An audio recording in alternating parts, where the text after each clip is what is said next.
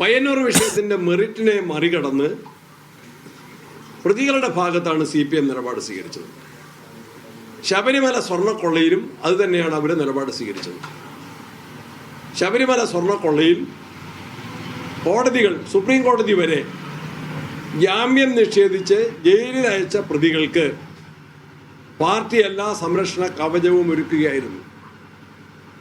പത്മകുമാറും വാസുവും ജയിലിൽ കിടന്നപ്പോൾ ഏതാണ് കേസിന്റെ ഗൗരവം എന്താണ്? അവരെ ഏൽപ്പിച്ചു? ഉത്തരവാദിത്തത്തിൽ സംരക്ഷിക്കാൻ ഏൽപ്പിച്ച സ്ഥലത്ത് നിന്ന് അത് മോഷ്ടിച്ച കേസിലെ പ്രതികളായവരെ പാർട്ടി തലത്തിലും ഗവൺമെന്റ് തലത്തിലും സംരക്ഷിക്കുകയാണ് ചെയ്തത്.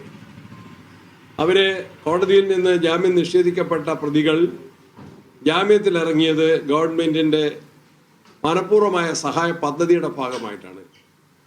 കുറ്റപത്രം, താൽക്കാലിക കുറ്റപത്രം പോലും നൽകിയില്ല. അതുകൊണ്ടാണ് പ്രതികൾക്ക് സാങ്കേതികമായി ജാമ്യം കിട്ടിയത്.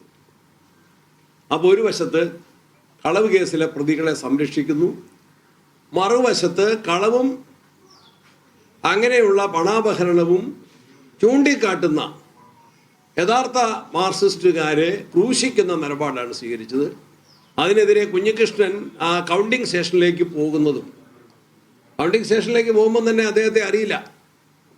ഇന്നത്തെ പത്രങ്ങളിൽ ഒരു ഫോട്ടോ കണ്ടു. അദ്ദേഹത്തിൻ്റെ ഐഡന്റിറ്റി കാർഡ് ചെക്ക് ചെയ്തിട്ടാണ് പോലീസ് ഉദ്യോഗസ്ഥൻ അദ്ദേഹത്തെ കൗണ്ടിങ് സ്റ്റേഷനിലേക്ക് കടത്തിവിടുന്നത്. അദ്ദേഹം അത്രമാത്രത്തെ പ്രസിദ്ധനായ പ്രഗത്ഭനായ ഒരു രാഷ്ട്രീയ നേതാവായിരുന്നില്ല. പക്ഷേ തിരിച്ചദ്ദേഹം വരുമ്പോൾ MLA ആയിട്ടാണ് വരുന്നത്. അതിന് ഞാൻ പയ്യന്നൂരിലെ വോട്ടർമാർക്ക് അദ്ദേഹം നന്ദി പറഞ്ഞിട്ടുണ്ടെങ്കിൽ പോലും ഞാൻ കേരള പ്രദേശ് കോൺഗ്രസ് കമ്മിറ്റിക്ക് വേണ്ടി പയ്യന്നൂരിലെയും തളിപ്പറമ്പിലെയും വോട്ടർമാർക്ക്, എന്നെ വിജയിപ്പിച്ച പേരാവൂരിലെ വോട്ടർമാർക്ക് നന്ദി പറയുന്നതിനേക്കാൾ മുൻകൂട്ടി തന്നെ പയ്യന്നൂരിലെയും തളിപ്പറമ്പിലെയും വോട്ടർമാർ, കണ്ണൂർ ജില്ലയിൽ CPMന്റെ അക്രമ ഏകാധിപത്യ അഹങ്കാര രാഷ്ട്രീയത്തിനേറ്റ വലിയ തിരിച്ചടിയാണ്. പയ്യന്നൂരിൽ നിന്ന് CPM അണികളും അനുഭാവികളും അങ്ങനെ പ്രതികരിച്ചുവെങ്കിൽ ആ പ്രതികരണം ഇവിടെ അവസാനിക്കുന്നില്ല. അതിന് ഇന്നലെ ഞാൻ തിരുവനന്തപുരത്ത് നിന്ന് KPC ഓഫീസിൽ മാധ്യമങ്ങളോട് പറഞ്ഞിരുന്നു. കണ്ണൂരിലാകുമ്പോൾ അതിന് നിങ്ങൾക്ക് കുറച്ചും കൂടെ അറിയാം. അതിന് തുടർ ചലനങ്ങൾ ഉണ്ടാകും. CPM നേതൃത്വത്തിലും CPM അണികളിലും ആ തെരഞ്ഞെടുപ്പ് ഫലത്തെ ശരിയായ രൂപത്തിൽ വിശകലനം ചെയ്യണം എന്ന് ഞാൻ ആവശ്യപ്പെടുകയാണ്, അഭ്യർത്ഥിക്കുകയാണ്. മുഖ്യമന്ത്രി സ്വീകരിച്ച നിലപാടുകൾക്കെതിരെയാണ് കേരളത്തിലെ ജനങ്ങൾ വിധിയെഴുത്ത് നടത്തിയത്. ഒന്ന്, അക്രമത്തെക്കുറിച്ച്. അക്രമത്തെ പ്രോത്സാഹിപ്പിക്കുക, വൺ തിങ്. ആസൂത്രിതമായിട്ട് കൊലപാതകങ്ങൾ നടത്തുക, അത് ഷുഹൈബിൻ്റെ ആണെങ്കിലും ശരത് ലാലിൻ്റെ ആണെങ്കിലും കൃപേഷിൻ്റെ ആണെങ്കിലും ആ കൊലപാതകങ്ങൾ ഒരു സംഘടനത്തിലുണ്ടായ കൊലപാതകങ്ങളല്ല. ആസൂത്രിതമായിട്ട് അവരെ കൊല്ലാൻ വേണ്ടി രാത്രിയിൽ ആയുധം നൽകി ആളുകളെ, പ്രത്യേകിച്ച് വാടക കൊലയാളികൾ എടുത്തുകൊണ്ടാണ് ഷുഹൈബിനെ കൊലപ്പെടുത്തിയത്. അങ്ങനെ തന്നെയാണ് ശരത് ലാലിനെയും കൃപേഷിനെയും കൊലപ്പെടുത്തിയത്. അത്തരം കേസുകളിൽ ഗവൺമെന്റ് എവിടെയാണ് നിൽക്കേണ്ടത്? അത്തരം കേസുകളിൽ ഗവൺമെന്റ് നിൽക്കേണ്ടത് വാദിഭാഗത്താണ്.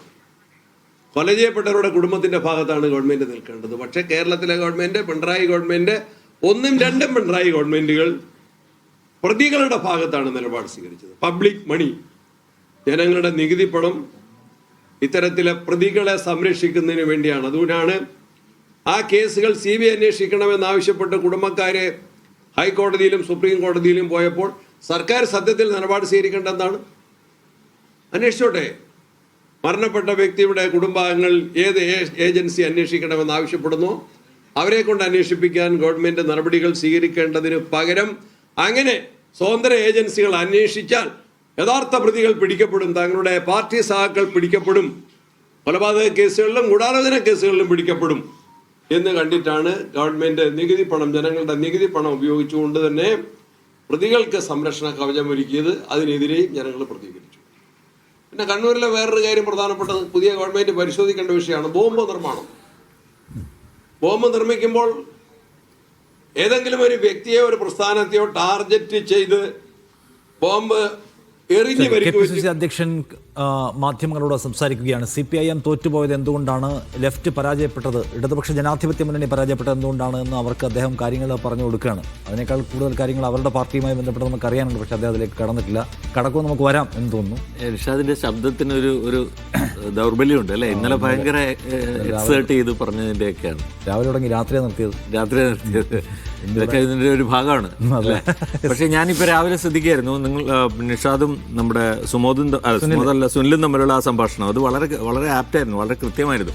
അതിനകത്തെ വിശകലനങ്ങൾ കറക്റ്റായിരുന്നു. കാരണം അതിൽ എനിക്ക് തോന്നിയ ഒരു കാര്യം, മുഖ്യമന്ത്രി സ്ഥാനത്തേക്ക് ആര് എന്നുള്ളതാണല്ലോ ഇനിയുള്ള വലിയൊരു ചർച്ച. അതിൽ എനിക്ക് തോന്നുന്നത് വെച്ചാൽ നിർണായകമായ ഒരു തീരുമാനം, നമ്മളിപ്പോൾ കോൺഗ്രസിനെ കുറിച്ച് പലതും പറയുമെങ്കിലും അവർ പ്രിൻസിപ്പിൾഡായിട്ടൊരു തീരുമാനം എടുത്തത് MP മാർ മത്സരിക്കേണ്ട എന്നുള്ള നിലയിലായിരുന്നു.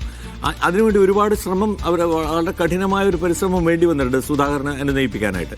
അപ്പോൾ അങ്ങനെ ഒരു തീരുമാനം എടുത്തതിന് ശേഷം പിന്നെ ഒരു MP രാജിവെപ്പിച്ച് കൊണ്ടുവന്ന് ഇവിടെ മുഖ്യമന്ത്രിയാക്കുക എന്ന് പറയുന്നത് ഉണ്ടാക്കുകയും ചെയ്യുന്നു എന്ന് പറയുന്നത് അത്ര സാധാരണ നിലയിൽ അവരാലോചിക്കാൻ സാധ്യതയില്ലാത്തൊരു കാര്യമാണ്. പക്ഷെ അതേസമയം ഇത്രയധികം ഇതിനുവേണ്ടി പണിയെടുക്കുന്നു എന്ന് ഒരു ക്ലെയിമുള്ള പിന്നെ KC വേണുഗോപാൽ, അദ്ദേഹത്തിന് മുഖ്യമന്ത്രി സ്ഥാനം അർഹിക്കുന്നുണ്ട് എങ്കിൽ അത് നൽകണമെന്ന് അവർ ചിന്തിക്കാനും സാധിക്കും. അപ്പോൾ ഈ സാങ്കേതികത്വമൊക്കെ അവർ മാറ്റിവെക്കുകയും ചെയ്യും.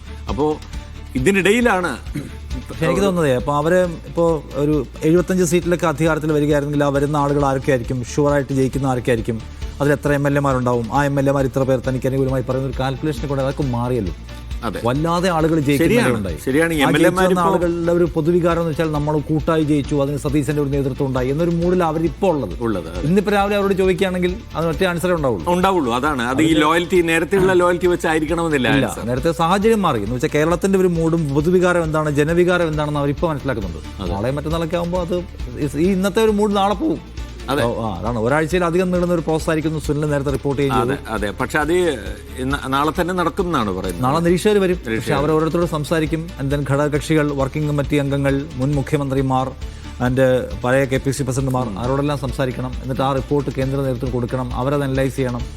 അപ്പോൾ അതിന്റെ സമയം it will take some time. ഒരു റൗണ്ടിൽ പൂർത്തിയാക്കിയാൽ നല്ലത്, ഈ ബഹളം കുറയ്ക്കാൻ പറ്റിയാൽ നല്ലത്. കാരണം ഇനിയും ഒരു പ്രൊഫഷണൽ അല്ലാത്ത കോൺഗ്രസിനെ ജനം ആഗ്രഹിക്കുന്നില്ല. ജനങ്ങളുടെ വിധിയെ വാല്യൂ ചെയ്യുക, മാനിക്കുക എന്നുള്ള പ്രധാനപ്പെട്ട സംഗതിയാണ്.